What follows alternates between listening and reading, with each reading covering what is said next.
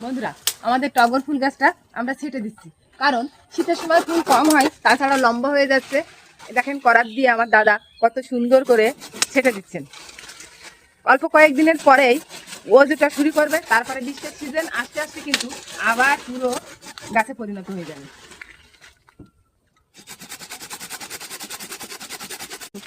আমাদের এই জায়গাটা এবার ফাঁকা হয়ে যাবে। তাছাড়া দেখেন আমার দাদার কিন্তু নিখুঁত কাজ, তাই আমি দাদাকে ডেকে নিয়ে আসলাম যে দাদা আমার ফুল গাছটা সুন্দর করে ছেটে দিবেন।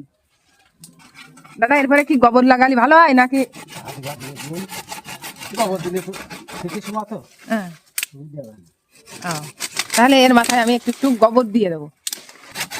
আমাদের টগর গাছ কিন্তু এখন নেড়া গাছ, কত সুন্দর ঝাঁপিয়েছিল দেখেন।